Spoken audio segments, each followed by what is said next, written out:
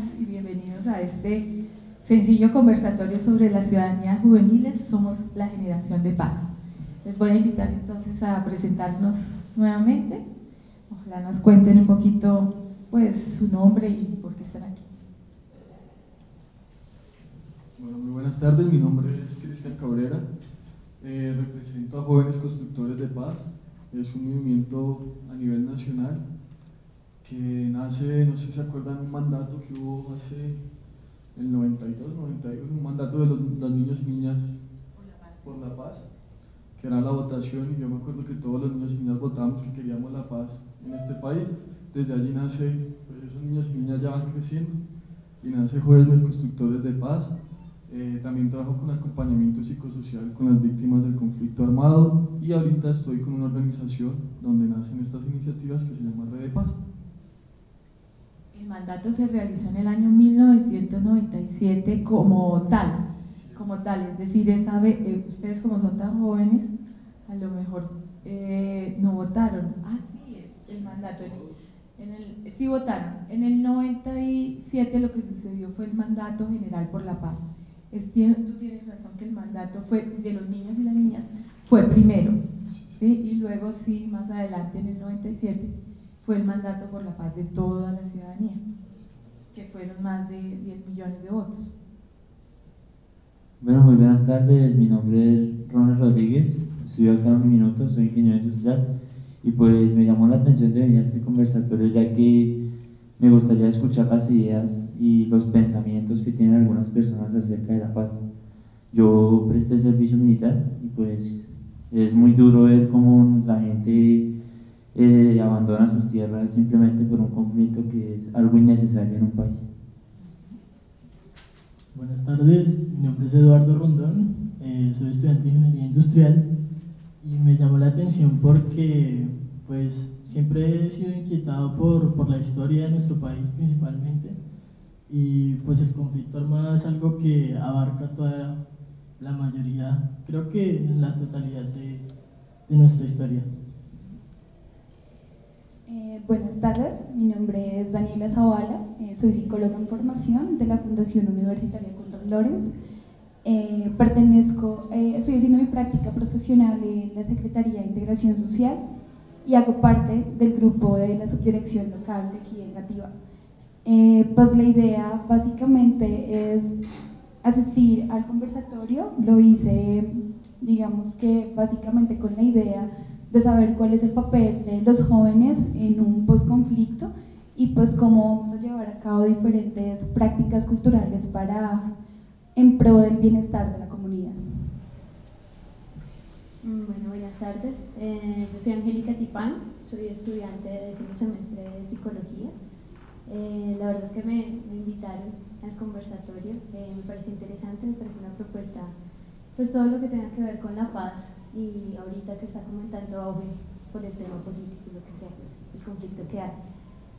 Me gustaría saber cómo desde mi disciplina puedo aportar, y creo que siempre he estado interesada por el acompañamiento a víctimas y sobre todo el acompañamiento, incluso de pronto desmitificar el tema de víctima y victimario, o lo que significa víctima y victimario, en últimas, quién es víctima y quién es victimario. Es algo que siempre me he preguntado dentro de cualquier proceso de paz y me parece fundamental. Entonces quisiera saber más o menos si hacia allá vamos. Gracias. Buenas tardes para todos y todas, mi nombre es Jonathan Palacio, soy gestor juvenil de Gativá, de la Secretaría Distrital de Integración Social. La idea del conversatorio es poder compartir con ustedes experiencias, imaginarios, percepciones sobre el tema de la paz. Desde la subdirección se ha venido dando la discusión sobre somos la generación de la paz, qué implica ser jóvenes de paz o jóvenes generadores de paz. Entonces la idea es que a partir de estos diálogos se construya colectivamente qué entendemos nosotros como jóvenes o qué queremos nosotros como jóvenes en un país que está en un escenario de diálogo, ¿sí? Y ninguno de nosotros ha conocido un momento de paz. Entonces la idea es que entre todos nosotros como que digamos, bueno, nosotros somos los jóvenes, somos la generación de la paz, ¿qué pensamos de la paz?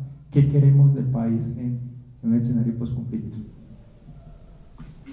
Soy Luisa Fernanda González del Centro de Pensamiento Humano y Social. invitamos al profesor Oscar Usecha, al padre Carlos Juliado, si quieren conversar con nosotros. Estamos para conversar. Bueno, en esta mesa, en este escenario, pues soy la más viejita, pero he estado involucrada en todos los procesos, en muchos procesos de trabajo con los niños y las niñas, los jóvenes. Desde muy joven estaba involucrada en todo este proceso de construcción de paz desde las organizaciones sociales. Entonces, pues me interesa mucho poder compartir también parte de esa historia con ustedes. Jonathan y yo estuvimos conversando precisamente sobre cuáles serían las preguntas pertinentes para poder conversar y qué sería como central en el marco de esta Semana por la Paz, teniendo en cuenta que la Semana por la Paz no es un evento que se realiza cada año, sino que también es un proceso, porque la Semana por la Paz más o menos estamos cumpliendo 20 años, 27 años ya. Bueno, yo no estaba en los 27 años, estaba en los últimos 20. Sí. He estado desde el 1994, sí, estaba en los últimos 20 años.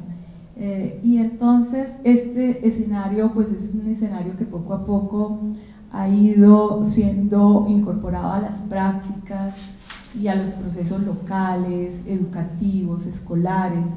Cada colegio hoy en día tiene su propia Semana por la Paz, cada parroquia tiene su Semana por la Paz, cada organización, núcleo de organizaciones, porque también hay una gran red de organizaciones en el país que procuran no solamente tener una agenda nacional, sino una agenda local muy particular, de acuerdo también a sus propios procesos. Entonces nosotros creemos que estamos, digamos, nos sentimos en este momento relacionados y relacionadas en un proceso muy amplio, ¿no? En una red muy amplia, y eso es muy interesante. La agenda que se está desarrollando actualmente en esta semana, pues tiene un propósito precisamente que es el de seguir en el proceso de pactar la paz. O sea, ¿cuál es la idea general de esta semana? Es la de pactar la paz, ¿sí? Y cuando estuvimos pensando qué sería pertinente en este primer conversatorio, ya que la semana tiene varias actividades, estuvimos conversando sobre tres preguntas centrales. Una, porque en el ambiente, digamos, de polarización que tiene el país, hay una diversidad de opiniones, ¿sí? De percepciones, de juicios, de prejuicios. Entonces todos los días hay un lenguaje bastante polarizante y bastante guerrerista también alrededor de lo que son las negociaciones de paz, los posibles acuerdos y precisamente la posible refrendación de esos acuerdos. Entonces queríamos conversar ustedes qué están pensando, qué estamos pensando cada una y cada uno, cuáles son las percepciones que tenemos sobre esas negociaciones. ¿Sí? Esa es como una de las preguntas, que cada quien, ¿sí? No qué piensa el otro, sino qué hemos construido, qué estamos pensando, si estamos ocupando el mismo lugar que otros y otras están manifestando. ¿Quién quiere conversar al respecto?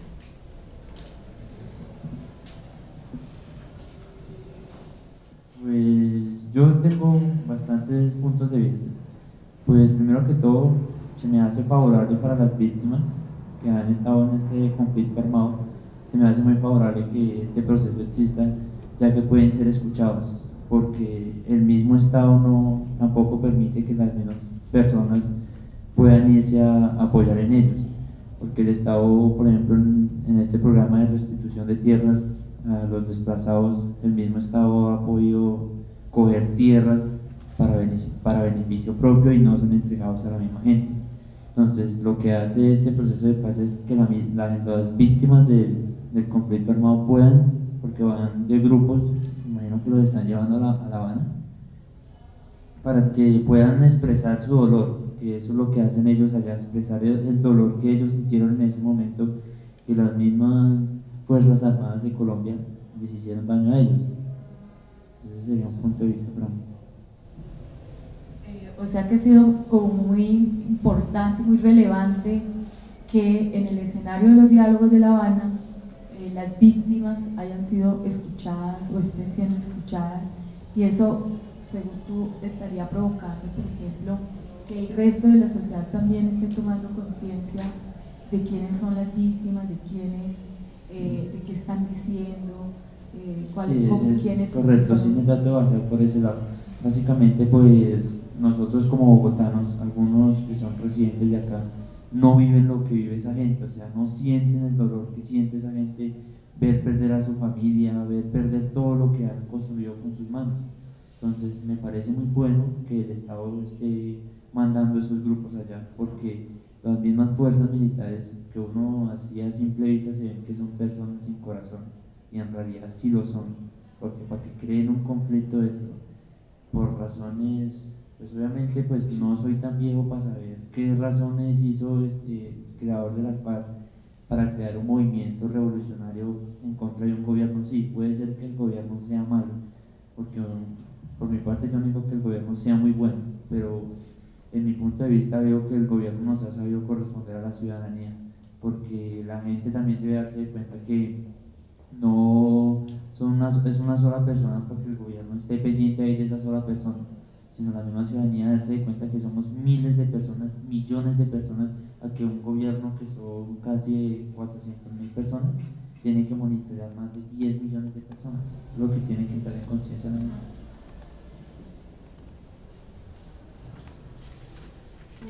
Bueno, desde lo que he podido ver, digamos que la invitación que propone a grandes rasgos en todo este proceso de paz es precisamente atacar esta polarización en la que se encuentra el país. Este tema de bandos, de uno es malo, el otro es bueno, esta posición de juicios de valor donde todo el tiempo estamos atacando al victimario o catalogando a la víctima como víctima, hace parte de la problemática más fundamental. Digamos que los intereses particulares de poder me parece que en últimas van en la naturaleza humana, pero esta propuesta de la paz creo que aborda un poco más la problemática y el fenómeno de polarización en el que se encuentra el país. En últimas, no habría paz si no conciliamos, no a partir de lleguemos a un acuerdo, sino entendámonos a partir de nuestras diferencias. Esto es lo que yo interpreto con todo este proceso.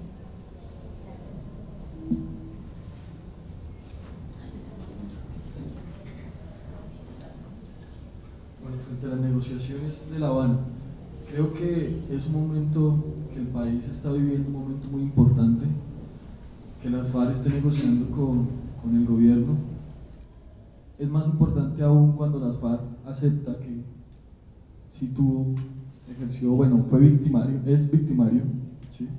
Pero también entiendo más o menos tu pregunta de quién es víctima y quién es victimario, no lo podemos contestar, pero creo que la participación de las víctimas es importante, y creo que darle la voz a esas víctimas que no son tan visibles y no son tan conocidas, que vayan a La Habana, mucho mejor aún, porque creo que hay otras víctimas, ¿sí?, que tienen ya su propia voz y voto, y a través de otras acciones, de otras iniciativas también van construyendo paz. A los que están menos visibles, darle la oportunidad de participar.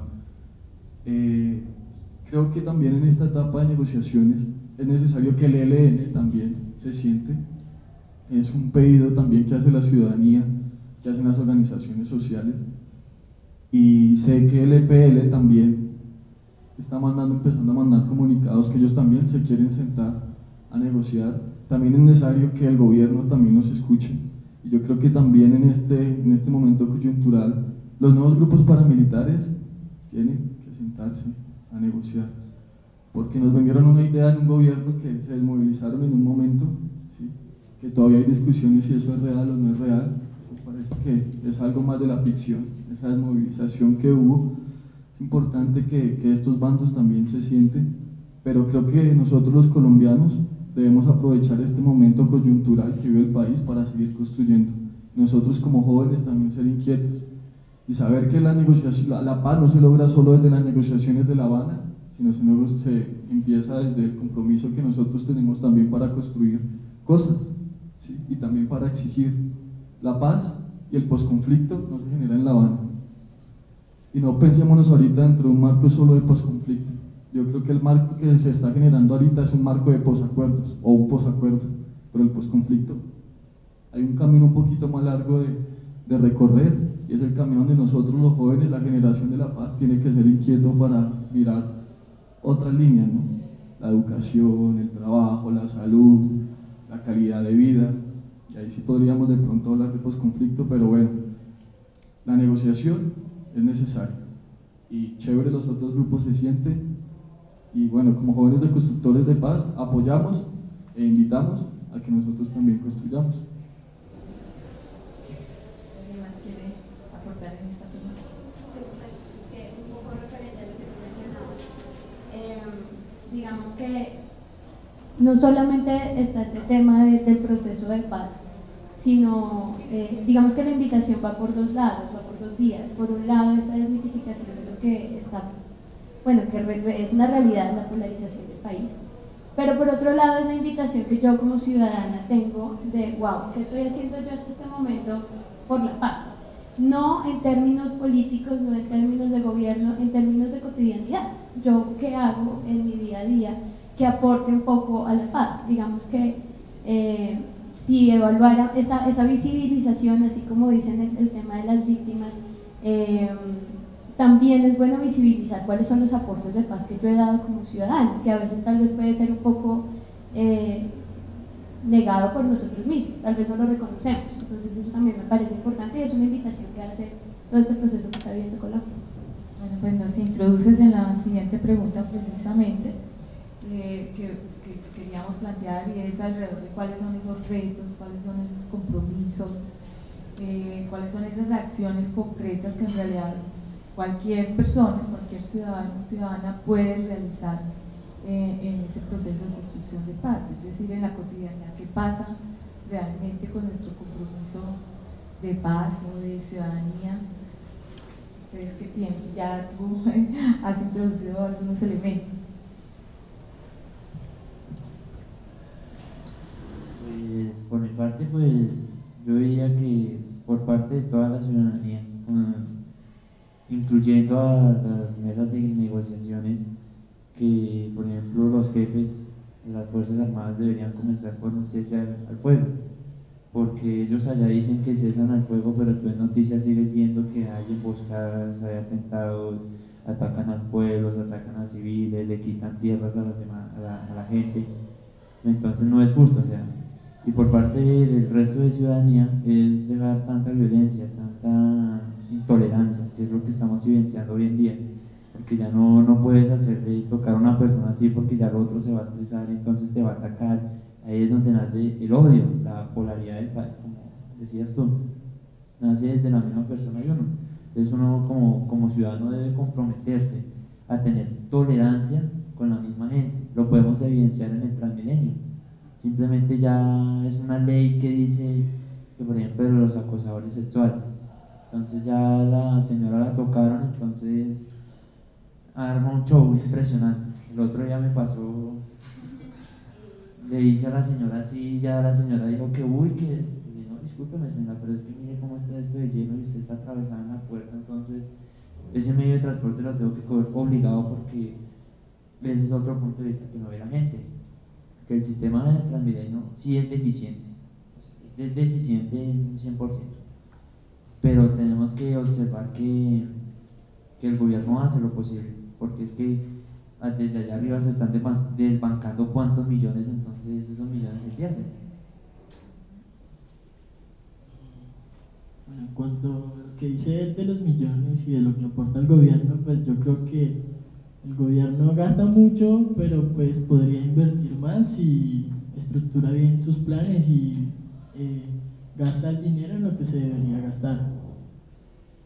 En cuanto al aporte personal, yo personalmente tengo un proyecto barrial con estudiantes universitarios para capacitar personas mayores que pues en sus casas ya no sirven para nada prácticamente, ya no los quieren, entonces lo que hacemos con ellas es como mostrarles que sirven para algo, que que ellos pueden aportarle algo a la sociedad, algo a su barrio, algo a sus muchachos, a sus nietos. Entonces es como un proyecto bonito y que ayuda como a esas personas y que esas personas pueden ayudar a otras personas. También se hace con niños chiquitos, enseñándolos como a tener hábitos de lectura, a que hagan tareas y cosas de esas.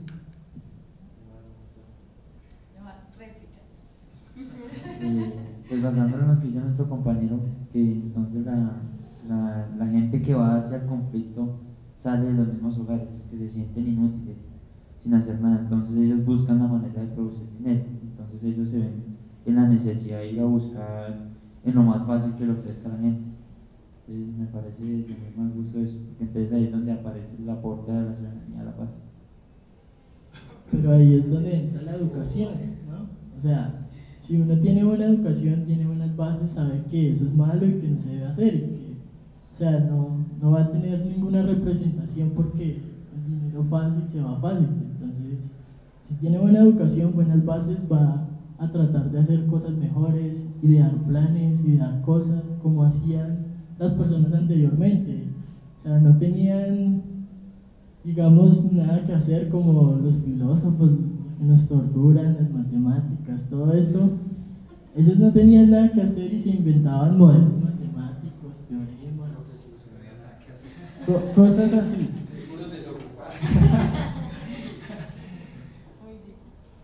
Bueno, yo quiero retomar un poco lo que mencionaba Angélica y también lo que mencionabas tú. Básicamente lo que tú decías acerca de que la paz no solamente se encuentra en La Habana, no solamente es hacer las negociaciones allá, es primordial empezar desde la casa. La familia es la base por la cual tú eres como persona, toda tu historia de aprendizaje, digamos que son todos los factores ambientales que influyen para que tú ejecutes cierto patrón de comportamiento y te puedas comportar de una manera particular. Básicamente yo le he hecho una pregunta a muchas personas y es: ¿qué pasaría si en tu trabajo llega una persona que estuvo inmerso en la guerra? Si esa persona convive contigo, si está al lado tuyo, si estudian juntos, ¿cuál sería tu percepción y tu visión acerca de una persona que ha pasado por muchos momentos, sea víctima o victimario, si le vamos a poner un tipo de etiqueta? Algunas personas dicen, es muy complejo, digamos que es una situación en la cual yo no conviviría con una persona así, que es, digamos, como las percepciones que ellos puedan tener. Pero básicamente no solamente es el hecho de cómo ellos se adaptan a nosotros, sino cómo nosotros vamos a crear un colchón social donde nos veamos a todos por iguales, entendamos la historia de cada uno de ellos, evaluemos, no es un conflicto de parte de ellos, es un conflicto que se generó de nosotros desde un inicio, es toda una historia, quizás es desconocimiento por parte de todos, tendemos a juzgar, digamos, a realizar ciertos juicios y valores, y realmente estamos aquí y ellos están allá. Entonces, ¿cómo podemos tener un acercamiento y conocer realmente qué es lo que pasó? ¿Por qué niños desde pequeños se fueron a la guerra? Porque diferentes problemáticas que se pueden presentar desde el conflicto. Entonces, pienso que más que trabajar con ellos, tenemos que trabajar nosotros primero. Y desde ahí, pues, surgiría, digamos, que la paz que tanto deseamos en Colombia. Bueno, me parece interesante pues, lo que están nombrando. Creo que el lema por la paz de este año es ganemos con la paz, reconciliémonos. Sí. Entonces, el hablar de reconciliarnos creo que es una mirada interesante que tenemos que tener si verdaderamente queremos construir la paz. Y para reconciliarnos tenemos que aprender a respetar al otro, ¿sí? A un otro que es totalmente diverso a lo que uno es, a un otro que puede construir nuevas narrativas sociales, puede construir nuevos imaginarios, puede venir gente de la guerra, pueden compartir momentos con nosotros, pero nosotros también, ¿cómo nosotros vamos a apoyar en esa construcción a esa persona? No los vamos a tildar de terroristas, no los vamos a tildar de nada, sino construyamos. Entonces la invitación en esa reconciliación es a tener un lenguaje transformador, un lenguaje propositivo, un lenguaje constructivo, un lenguaje que nos permita a todos crear caminos que sí son diversos, pero que podemos caminar en conjunto hacia un fin.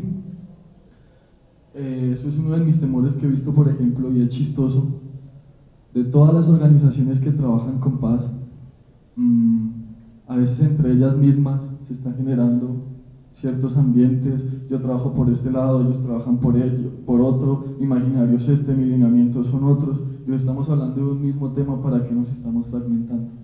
¿Sí? El foro de Cali de víctimas, ¿qué pasó? Algunos agitadores se llevan por un lado a las víctimas de la FARC, por un lado a las víctimas del paramilitarismo, por un lado a las víctimas del Estado, cuando se estaba creando, digamos, un nicho o un ambiente donde todas las víctimas en sí estaban empezando a empezar a trabajar como en grupo, ¿no?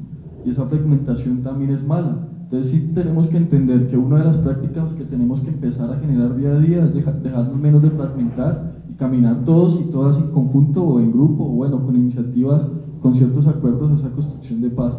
Si estamos fragmentándonos dentro del mismo clima de generación de paz, estamos como decía mi abuela, mirando fuera del tiesto. Yo quiero agregar una cosa. Pues en cuanto a eso, es muy cierto, y yo creo que es como que nosotros actuemos que hagamos las cosas porque nos nace, porque queremos, no porque si yo estoy ahí me van a pagar, o si yo estoy ahí voy a tener un reconocimiento social, o si yo estoy ahí voy a tener poder y voy a mandar gente. Entonces, si nos ponemos a jugar a eso, estaremos haciendo lo mismo que ellos, un conflicto para llegar al poder. Entonces, es como hacer lo que uno, o sea, que le nazca, que sea sincero. Yo creo que hay un punto que estamos hablando de retos como ciudadanía. Yo creo que el principal reto antes de todo esto es el tema de la refrendación. Nosotros como jóvenes, como movimientos sociales, juveniles, lo primero que tenemos que hacer es refrendar el tema de los acuerdos en La Habana. O sea, si la refrendación se cae, sencillamente no va a haber conflicto y no va a haber muchas de las cosas que nosotros nos estamos planteando aquí.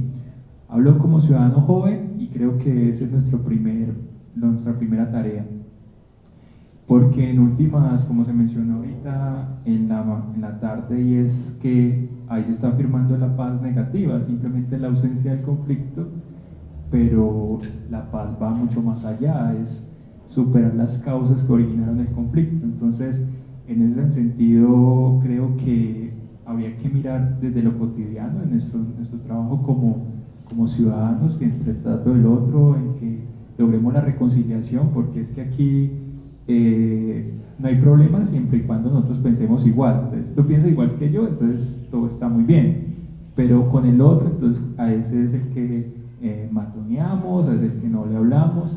Entonces yo creo que la paz es desde lo cotidiano, pero también necesita un trasfondo estructural, y es que haya salud, educación, vivienda, recreación. O sea, que la paz no sea solamente lo cotidiano, sino que también vaya hacia lo estructural. Yo creo que ahí podríamos hablar de una paz integral, ¿sí? Entonces, ese es el compromiso, creo que nosotros como jóvenes, incluso la academia y todos los sectores de la sociedad civil, tenemos que apostarles a eso. Esa es mi... Sí, un poco siguiendo lo que tú decías, pienso también que hay un factor fundamental para lograr este tipo de propósitos que sean dirigidos hacia la paz. Desde la cotidianidad está más en el tema de la comprensión de situaciones diferentes. Digamos que se nos ha enseñado, y tal vez como cultura, que todos debemos ser iguales, todos somos iguales, respetémonos, pero en la vida real no, en la vida real todos somos diferentes. Pero cómo vivimos en cotidianidad respetando cada diferencia, eso yo le apuntaría muchísimo a eso, desde mi disciplina sobre todo. Digamos que la psicología aborda muchísimos campos, pero me gustaría mucho enfocarme en el tema del juicio, por ejemplo. Es muy fácil juzgar a alguien cuando tú no conoces su realidad. Por contarles algo, Cuando yo inicié mis prácticas sociales, yo las estoy haciendo actualmente en USME. Mi familia se preocupó muchísimo, me decían, mi mamá sobre todo fue muy, muy fuerte, porque me dijo en algún momento como, Angélica, cuídese mucho que esos desgraciados allá roban tal cual. ¿Cuál es mi labor como cotidiana, como una persona que está atravesando por una academia que de alguna u otra forma la educación me ha hecho hacer una construcción social tal vez diferente a la que mi mamá ha tenido? Mi tarea es juzgarla, decirle qué le pasa, no trate así a esta gente, o comprender que ella tiene una construcción social completamente distinta y que yo a través de la academia he aprendido que esta persona que roba seguramente no roba gratis, tiene un contexto particular que hace que tenga ciertas condiciones que hagan que sus prácticas cotidianas sean, o su labor sea esta. Tengo que invitarla a que ella logre al menos dudar con respecto a lo que tiene de construcción, y que ella misma a partir de sus propios parámetros decida qué opinar con respecto a estas personas. Suelo trabajar mucho, digamos que el tema de la paz, si lo miramos en una estructura muy grande, podría ser un tema sin fin. Sin embargo, molecularmente hay ciertos factores que inciden en procesos de conflicto, como el juicio. Si yo estoy discutiendo con mi pareja y ataco la opinión de mi pareja de manera aversiva y juzgo su postura, seguramente esa persona me va a atacar también cualquier otra que yo le diga. Si yo tiendo a comprender y tengo toma de perspectiva, tal vez alcance a conciliar entre ambas, y eso es cotidianidad. En mi cotidianidad eso es lo que puedo aportar. Trabajo todo el tiempo para que eso suceda, es un camino difícil, no es fácil, sobre todo cuando hay posturas que son no solamente fuertes sino prepotentes. Con eso todavía lucho, pero procuro intentar no juzgar y comprender un poco la perspectiva del otro. Eso me parece importante. Yo quisiera compartir también como en esa misma línea. Sí, pienso que ha llegado un punto en que muchos de esos imaginarios y de esas lógicas que median nuestras relaciones llegan al término de naturalizarse. Entonces es muy difícil moverse de un lugar que creemos natural.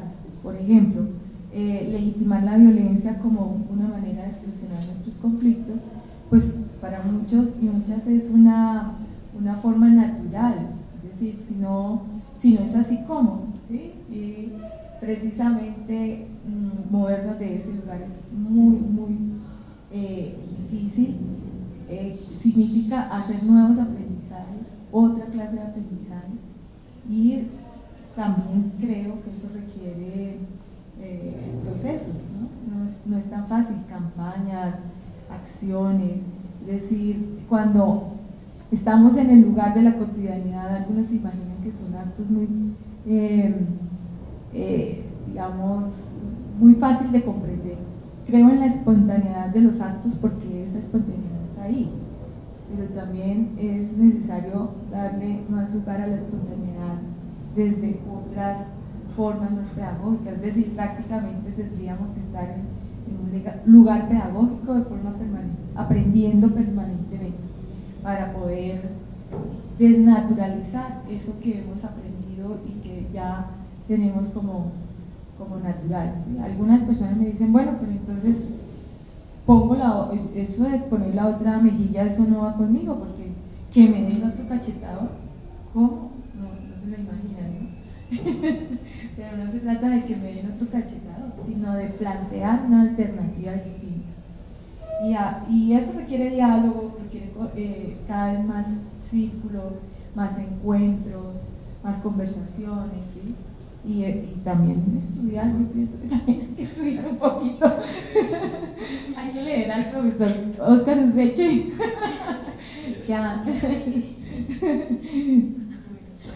Pero un punto adicional. También hemos construido una mirada también muy de lo negativo, ¿no? A mí me parece que en la medida que podamos reconocer la potencia, lo interesante, lo novedoso, eso otro que no alcanzamos, que no hemos aprendido a ver, creo que ahí sí, no es lo mismo llegar a USME y ver que todos son problemas. Es decir, llevar el imaginario, el juicio, de que allá todo el mundo roba, de que allá todo el mundo es pobre, que allá hay mucha violencia, toda clase de cosas que podemos tener en la cabeza, que si caminamos y vemos otras realidades. Yo recuerdo una vez un fotógrafo alemán que fue contratado por una agencia internacional para fotografiar la guerra, el dolor, toda esta problemática colombiana, y recorrió muchas ciudades y en todas partes decía, pero yo no veo guerra, yo no veo y entonces nos propusieron acompañarlo en una jornada de fotografías por Ciudad Bolívar, que lo lleváramos a Ciudad Bolívar. Entonces empezamos en Juan Pablo II y terminamos casi en el oasis ya allá arriba, Santa Viviana, y ese hombre desde las 6 de la mañana hasta las 5 de la tarde caminamos todo eso, sacamos fotografías, pero el hombre dijo, no, esta jornada no pude encontrar tampoco nada ni pobreza, ni violencia, porque no sé, él esperaba quizás encontrar muertos, no sé qué esperaba encontrar, pero había otras potencias ahí en la cotidianidad, ¿no? Niños que juegan, mujeres que conversan, gente que se saluda, es decir, hay otras lógicas que están moviendo la vida y que conviven, que son paradójicamente acontecimientos de nuestra cotidianidad. El momento es un momento que vimos, es un momento transformador. Creo que sabemos, y acá ya que hay dos compañeras psicólogas, la construcción de la realidad depende de nosotros y nace de nosotros y nuestros imaginarios.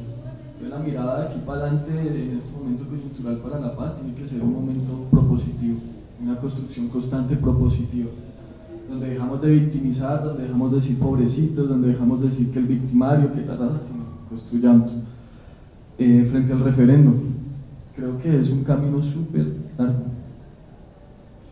Necesitamos, ahí es donde todos los jóvenes tenemos que ser inquietos y crear pedagogías para convencer a la sociedad civil que es necesario que le apostemos a que se logre pues, esas negociaciones y ese referendo sea positivo para todos y todas, porque bien sabemos que, y lo podemos medir digamos con las elecciones, hay gente también que pues tiene otra manera de construir su cultura, su contexto, de ver otras miradas, de mirar la paz, donde creemos que la paz es solo atacando la guerrilla con una estrategia militar fuerte y generando digamos más violencia.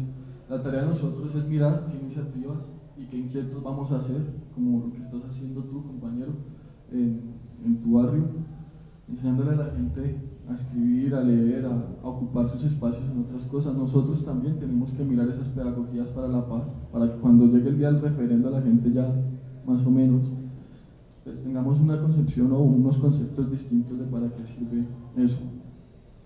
El juego de lo simbólico ahorita es necesario, lo tenemos que hacer. Por ejemplo en Perú,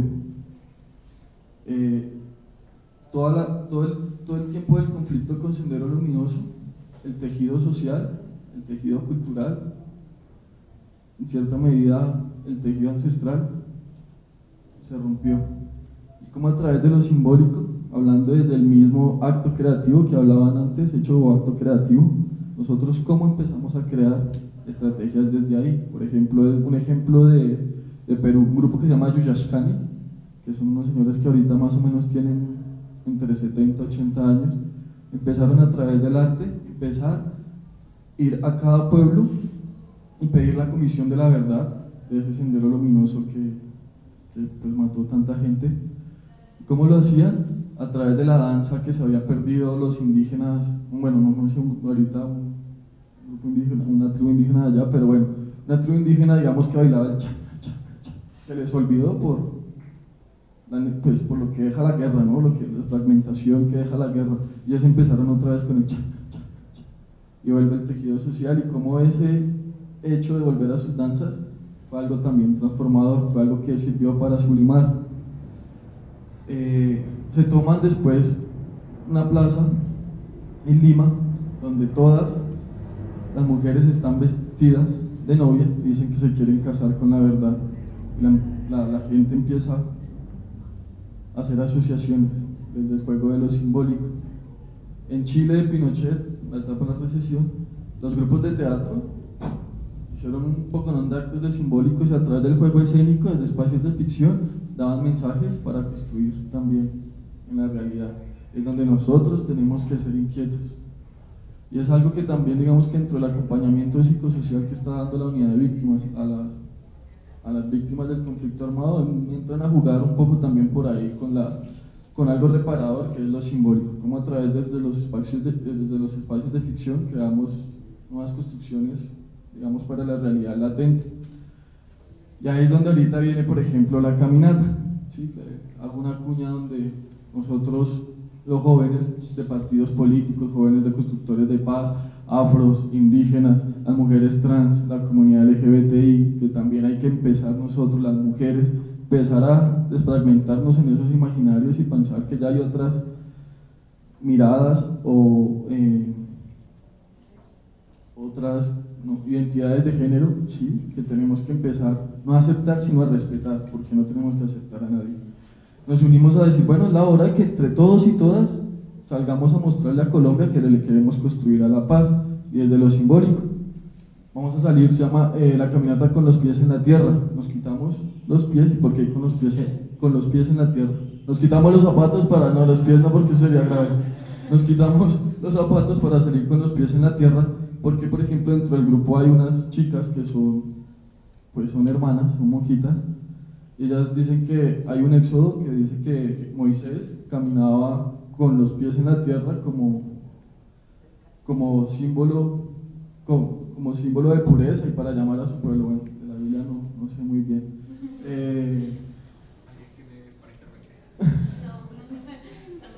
Están los jóvenes que trabajan la parte ambiental y dicen, bueno, es bueno volver a sentir la tierra para volver a sembrar, Y digamos un poquito los más que no se van hasta allá dicen, bueno, el regaño de la mamá que le decía, bueno, mijo, ande con los pies en la tierra, ¿qué le está pasando, no? Es como ese llamado, la paz es ahora y póngase serio que ya nos toca construir esta vaina.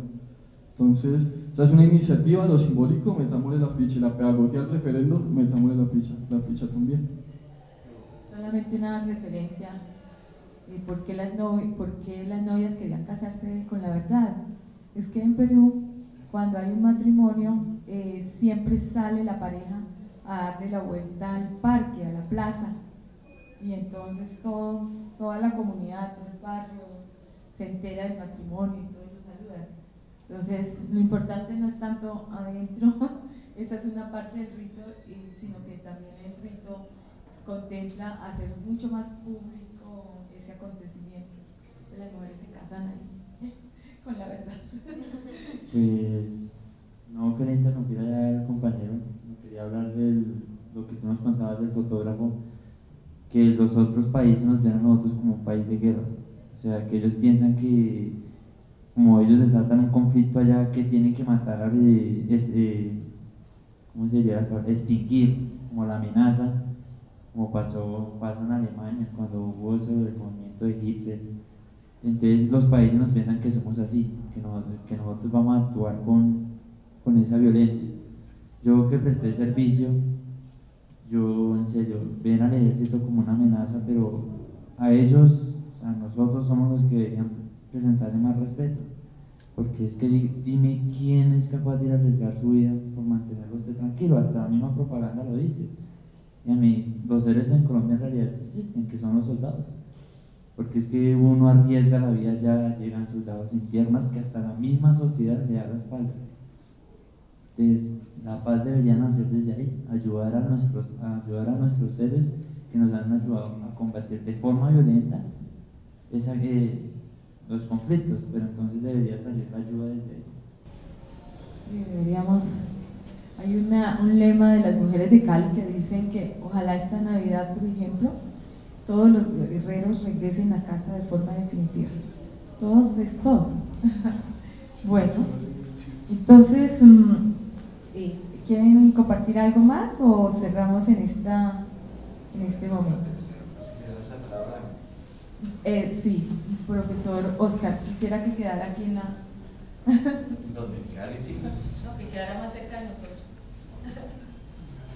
Sí, es que he estado oyéndolos y oyéndolas con mucha atención, aprendiendo de ustedes. Generación de la paz. Somos la generación de la paz. Sí, hace muchas generaciones que los jóvenes también hemos querido ser la generación de la paz. Se nos ha ido pasando el tiempo y ya nos tocará ser los viejos por la paz también.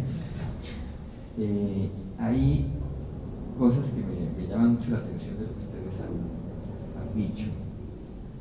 Primero, esa comprensión de que en La Habana se hacen las paces, tal vez, entre los guerreros, pero que la construcción de la paz es un proceso largo y es un proceso que nos toca a cada uno. Y eso no nos cae del cielo. Es decir, hay que aprender la paz. Hay que formarnos para la paz. Porque esa es una actitud ética en primer lugar, ¿no? Es decir, de compromiso con una opción por la vida. Esa es una opción ética. Apuntarle a la paz es eso. Y eso tendremos que intentar superar tantos obstáculos, transformar nuestro propio carácter, porque la paz no es un objetivo. La paz, decía Gandhi, no hay un camino para la paz. La paz misma es el camino en el que nos vamos forjando como otras personas, como otros colombianas tenemos que forjar. Como primera anotación que me parecía importante, porque eso es descubrir cuál es la potencia social, cuál es la potencia de cada uno de nosotros y sobre todo de los jóvenes. Hay unas potencias gigantescas para transformar. Está en nuestras manos transformar, pero para eso hay que transformarnos a nosotros mismos. Si seguimos en la pasividad, si seguimos aceptando la injusticia, si no nos levantamos contra la injusticia, pues no va a pasar nada. Vamos a quedar murmurando en voz baja, cuando tenemos la posibilidad de hacer otro camino, de construir otro camino. En el 2011, un viejito, ese sí, bien viejito, 94 años, tenía Stephanie Hessel, un héroe de la resistencia, no de los soldados que tú mencionas, de los héroes de la resistencia contra el nazismo en Europa, que fue uno de los que ayudó a redactar la Carta de las Naciones Unidas. Hizo un llamado a los jóvenes de Europa y les dijo: si ustedes no mantienen, no rehacen, no reconstruyen, no plantean su capacidad de indignarse, no va a pasar nada. Esa capacidad creo que hay que mantenerla. Por eso es importante tener un punto de vista de la paz, un punto de vista afirmativo y un punto de vista de entender la paz como una lucha, no como un gran convite donde todos vamos a darnos abrazos y besos y a saltar agradecidos con el mundo, sino que es una lucha, porque lo que no puede haber es una paz ingenua. Hay intereses en la guerra, intereses grandes, gigantescos, económicos, políticos, geopolíticos. Hay tremendos obstáculos para esto. Y si vamos a hablar de construir la paz, hay que partir de que esos intereses existen y esos poderes existen, porque entre ellos es que tenemos que buscar una nueva forma de reconciliación. Pero es que para las multinacionales hablar de paz es que puedan producir sin que les bombardeen los oleoductos, sin que tengan miedo de ser secuestrados, es decir, poder explotar a fondo la nación. Esa es la paz para ellos, y ellos son unos actores decisivos, entonces hay que hablar con ellos. Hoy se lanza una campaña a la que se sumó el Minuto de Dios, que dice que soy capaz, ¿no? Y la comenzaron los medios de comunicación, la radio. Hay que ver si esa gente va a ser capaz. Esos grandes intereses que hay detrás de eso, de dejar de matonear a los otros, ¿no? De realmente dejar que se escuchen las distintas voces. Pero es que uno oye a los directores de esos medios y todos tienen un punto de vista agresivo, ya no solo contra las guerrillas o contra los que les parecen los enemigos, sino contra todo aquel que no piensa igual. Yo tengo muchas críticas al gobierno de Bogotá, por ejemplo, el gobierno de Petro, pero de ahí a que todos los días escuche uno en los medios de comunicación que ese es el demonio mismo, ¿sí? Y estén permanentemente creando una opinión pública para que se levante en contra de lo que se ha propuesto, sin que se pueda discutir, sin que se pueda analizar a fondo, sin que se reconozca todo lo que está haciendo también el gobierno de Petro, por ejemplo, para mencionar pues al demonio de moda a veces en esta ciudad para los medios. Pues me parece que así no van a construir ninguna paz. Entonces hay que decirles si son capaces realmente de hacer que se escuchen las otras voces, porque no es decirles tienen que aplaudir a Petro, no, es crear un ambiente, un entorno en el que, manteniendo una actitud crítica, porque todo el mundo tendría derecho a asumirlo, sean capaces de dejar hacer, de dejar que pasen cosas, no de obstruir las cosas. Entonces imagínense si de ahí para adelante vamos viendo todo lo que se necesita. ¿Cómo vamos a pactar con los bancos? Yo cuando paso por frente de un banco me siento atracado, ¿no? Porque sé que por cualquier cosa nos están cobrando, nos están sacando los ojos. Está esa gente dispuesta a discutir para que la gente pueda bancarizarse, por ejemplo, que es algo de acceder a las tecnologías modernas, a las más avanzadas. ¿Estaría esa gente dispuesta a discutir y a socializar que como capitalistas tienen, digamos así, entre comillas, derecho de obtener una ganancia, pero que la discutan también con la sociedad? Seamos razonables, ¿no? No nos cobren por pasar por enfrente del banco. Entonces, hay tantas cosas en las que hay que ir dando pasos, desde lo más cotidiano. Cómo resolvemos nuestros conflictos,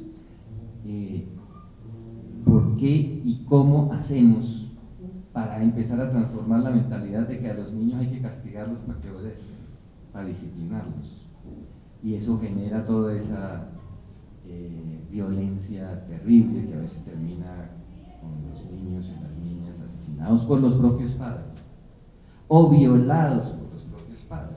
Entonces, ¿qué es la sociedad que estamos construyendo ahí? Esas son las cosas que tenemos que preguntarnos de base para poder deslindar eso de la potencia creativa que hay en todos nosotros, para poder construir la paz.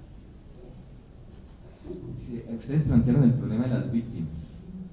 Ese es un problema crucial hoy en día y que tiene por lo menos dos facetas. Una es que jurídicamente hay que constituir ese sujeto de las víctimas para que puedan ser reparadas, pero política y ética y culturalmente tenemos que desvictimizar a nuestras víctimas. Nosotros no podemos ser un país de víctimas. Hay 6 millones de gente victimizada en este país, por lo menos directamente por el conflicto.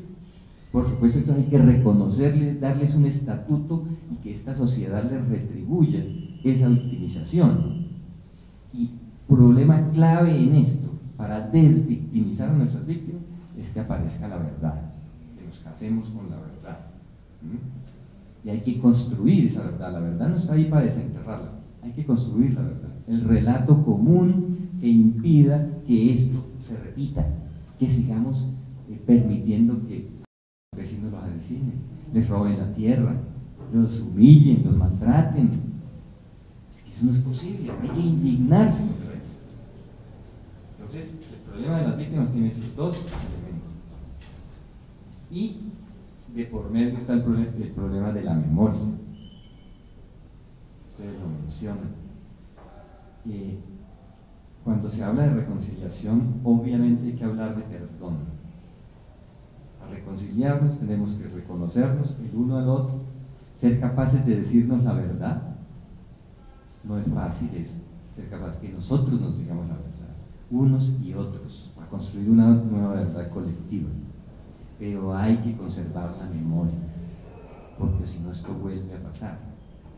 Entonces el problema de la memoria es crucial, no olvidar lo que no se puede olvidar, la desgracia, el horror que hemos contribuido a crear aquí. Y eso implica empezar a deshacer, a deconstruir un montón de discursos y de imaginarios sobre, creo que lo mencionaba muy bien nuestro compañero, el problema de la heroicidad, el problema de los héroes. ¿Quiénes son los héroes en esta tierra? Y si necesitamos de héroes, además, ¿no? Uno podría decir, los héroes son esos 6 millones de personas que han resistido a la muerte, siendo desplazados, siendo destruidos, etc. Eso es un tipo de héroes. Para otros, los héroes pueden ser los soldados. La pregunta inicial es, ¿cuántos soldados van conscientemente y voluntariamente a esa guerra a la que los están mandando? De uno y de otro bando. Entonces habría que deconstruir la idea del héroe, porque la idea del héroe está asociada a la guerra. En fin, tenemos tantas cosas que hacer para que esta paz pueda empezar a circular. Hay problemas de la gran política, lo han planteado aquí los compañeros. Sí, haciendo las paces allá se puede firmar un acuerdo, pero si se mantiene, por ejemplo en la juventud, la ignorancia a veces de los mecanismos de participación y la indolencia frente a los mecanismos de participación, pues no va a pasar nada. Quizás ganen en un referendo los que están diciendo que mejor no hagamos las paces, o sea, que no se firme el acuerdo. Entonces, aprovechar ese escenario de la gran política para que nuestros jóvenes se metan a hacer política de verdad, a pensar que hay que transformar este país, y que no es solo tampoco ir a votar y refrendar la paz, sino que va a pasar después de eso. Bueno, ya le he hecho mucha carreta, no era mi intención. Gracias. Bueno, entonces vamos a hacer una rondita y cerramos esta conversación. Gracias, profesor. Gracias. Bueno, muy dirigido a lo que decía el profesor. Pienso que una de las problemáticas que hay con respecto a la participación del joven en temas de construcción de lo social y de construcción de lo social está dado por la idea colectiva que hay de intentar buscar en alguien el Mesías. Entonces el político o quien nos guíe, el líder, no sé, lo que sea. La falta de reconocimiento de nosotros como gestores de cambios creo que es uno de los inconvenientes por los cuales tal vez no nos comprometemos del todo, y esta parte de la indiferencia que por ejemplo en Bogotá se da mucho y que es algo más o menos que mencionaba el profesor, esta indolencia que hay, hace que el joven no se comprometa o no de la misma forma. Me parece muy bonito y muy valioso lo que tú estás haciendo, por ejemplo, porque eso ya es un camino, ya estás haciendo, y de hecho, digamos que en términos, es un golpe muy fuerte y es bonito y es chévere verlo. Desde la cotidianidad, desde nuestro día a día, desde la solución de un conflicto familiar, ya estamos haciendo. Entonces el reconocimiento de este tipo de cosas, que es algo que tú mencionabas mucho, y era como no solamente el reconocimiento de los actos violentos, sino de los actos de paz, que hace que nosotros mismos nos demos cuenta que somos gestores todo el tiempo, que solo nos falta accionar un poco en colectivo, en grupo, para movilizarnos y tal vez causar un impacto mayor. Pero definitivamente la invitación ahora es mucho más fuerte. Gracias por el conversatorio. Un poco. Yo les llamaría no tanto indignarnos, con todo respeto. Tendría una postura más crítica frente a cada situación. Tal vez porque la palabra indignar me suena un poco a tener una postura un poco muy fuerte, tal vez estigmatizar un poco la realidad de lo que está sucediendo. Sí, se quedó el bonito los imputados, yo no sé si eso sí, me suena fuerte. No, yo pensaría más un tema de una postura más crítica frente a cualquier realidad, para no dejarnos vender ciertas verdades que, por ejemplo, los medios de comunicación, que son una autoridad verbal para una comunidad, pues que no se les compre tan fácil, al menos. Gracias.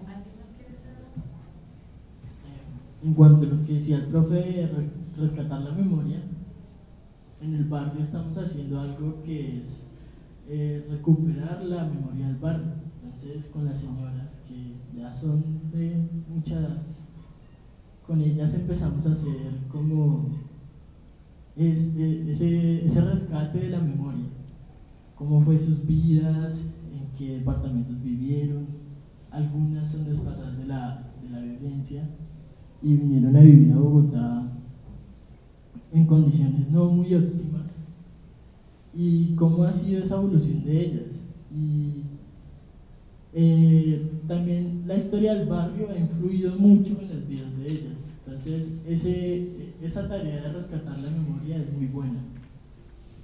Y nada, los invito a que traten de hacer un proyecto parecido, porque es algo, o sea, es una experiencia muy muy bonita, pero también a veces es duro. O sea, hay que tener mucha dedicación, mucha paciencia, porque y pasión. no siempre se obtienen los resultados que uno quiere. O sea, uno quiere que todo surja, que todo salga.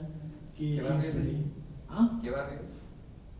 Tenemos el proyecto en Tuna Alta, en Suba. Es un barrio muy alejado, unas montañas, y pues tiene un conflicto, pues no es un conflicto, es como una temática que llama la atención. O sea, una forma de ganar dinero en ese barrio es las peleas de perros. Entonces los niños desde pequeños aprenden a entrenar perros para ganar dinero.